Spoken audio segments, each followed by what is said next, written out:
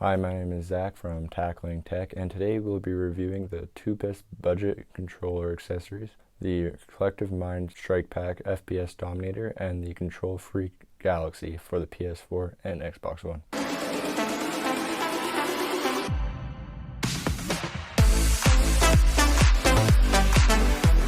I will put timestamps below just so if you want to look at a certain product you can.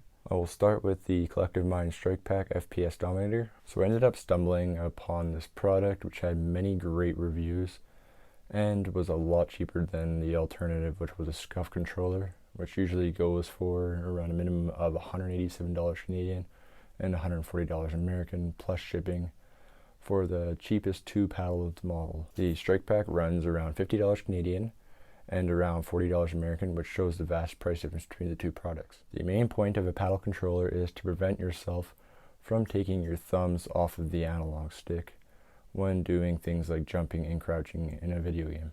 For example, in Call of Duty, I use the left paddle to jump, which is usually X, and the right paddle to crouch, which is usually circle, and this just saves you from going on and off the analog stick. If you want to jump, for example, I would hit the left paddle instead of taking my finger off of the analog stick and jumping. Just helps while aiming and jumping and crouching and jumping. Makes it a lot smoother and easier. StrikePack, it has two paddles on the back that are removable, which you can buy alternative designs that have a different grip and fit on the website. StrikePack comes in two colors, black and purple. Additionally, comes with a 6 feet micro USB cord. In order to install the StrikePack, you plug it into the micro USB on your controller and bring the hinge around on the bottom and snap it into the speaker of the controller. Then plug the micro USB into the StrikePack with the USB end in the PS4 or Xbox One. In order for you to get sound from the StrikePack, you must use a headset, unfortunately, from what I have experienced. Once plugged in, you hold the button on the back of whatever paddle you are trying to program, then press the button you want to program to the paddle while still holding the button on the back. So if you're wanting to program the right paddle to the X button, you will hold down the button on the back here, and then hold this button, which is the X button, and then you let go, and then you let go of the back button, and then it's programmed.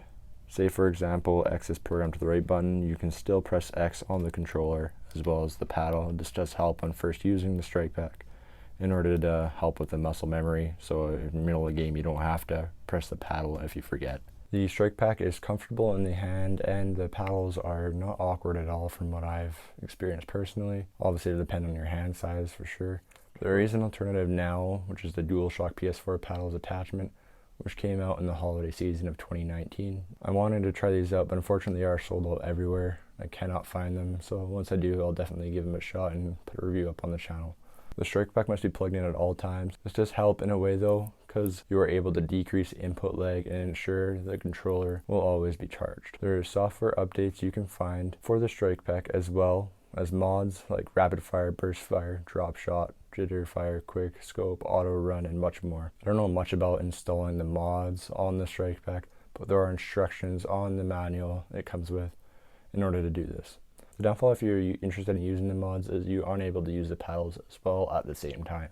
One downside of the StrikePack is after a while the controller begins to disconnect and you have to reconnect the controller in order to use the paddles. If you do have this issue, I do have another video up on my channel. I'll put in the description down below in order to fix this issue. Other than that downfall, I love this attachment. Best money I've ever spent.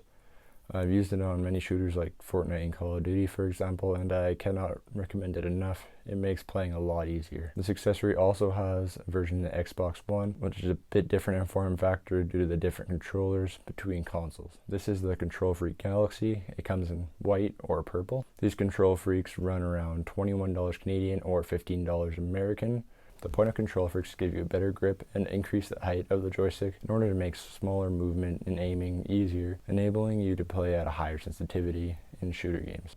When looking at Kontrol Freeks, this is a good way to view it. So when you're moving the analog stick, it is a lot easier to do the smaller movements when you have higher up. This is mainly due to the smaller movements being actually farther away. And then if you were to take it off, the smaller movements are a lot smaller, so making it a lot harder to get those little tiny precise movements in.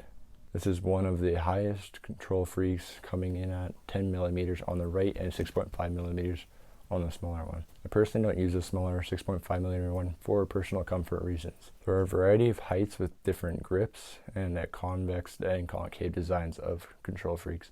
Usually Kontrol Freek lasts from 1 to 1.5 years of play before the rubber starts to wear down, depending on how much you play. If you want to improve your aim in shooter games, I can't recommend these enough. These are available for both the PS4 and Xbox One controllers. There will be Amazon affiliate links of both these products down below. Don't forget to click that like button and subscribe if you want to see content similar to this. And lastly, thanks for watching.